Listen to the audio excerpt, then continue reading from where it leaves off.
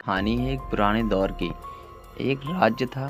उस राज्य के जो जासूस थे, जो दूसरे राज्य में जाकर अपने राज्य को खबर पहुंचाते थे, उन्होंने एक दिन अपने राज्य में यह खबर पहुंचाई कि जो पड़ोसी राज्य है वह हम पर हमला करने वाला है।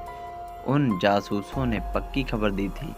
अगले 3 दिनों में पड़ोसी राज्य अपनी बड़ी सेना के साथ हम पर हमला कर देगा और उनकी सेना इतनी बड़ी है कि उनका सामना करना बहुत मुश्किल है। यह सुनने के बाद उस राज्य का जो राजा था वह बहुत परेशान हो गया।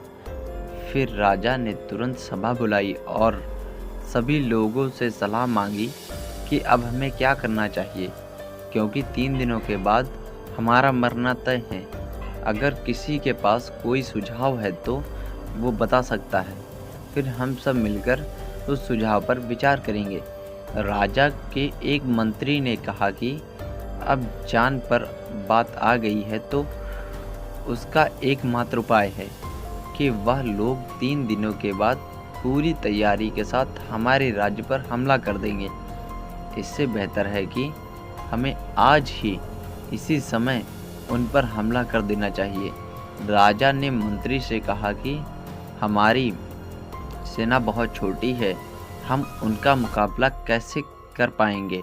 मंत्री ने कहा कि पड़ोसी राज्य अभी युद्ध के लिए तैयार नहीं है।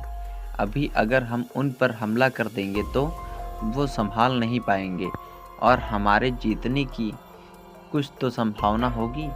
वैसे भी वह 3 दिनों के बाद पूरी तैयारी के साथ हम पर हमला करने वाले हैं और जब भी हमारे पास इतनी ही सेना होगी। राजा को मंत्री का यह सुझाव बहुत अच्छा लगा और उसने तुरंत अपनी सेना को तैयार होने का हुक्म दिया। सेना छोटी होने की वजह से उस राज्य के नागरिक भी सेना के साथ जुड़कर युद्ध में चले गए।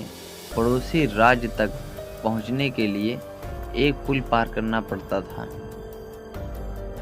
जैसे ही सारी की सारी सेना ने पुल पार किया और पड़ोसी राज्य में पहुंचे तो राजा पीछे मुड़ा और उसने उस पुल को जला दिया और जलाने के बाद सारी सेना की तरफ देखकर कहा, अब हमारे पास इसके अलावा कोई दूसरा रास्ता नहीं है।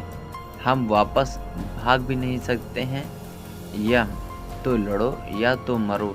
सेना के सभी लोग अपनी पूरी ताकत से लड़े और पड़ोसी राज्य की बड़ी सेना को बड़े ही आसानी से हरा दिया और जीत हासिल कर ली।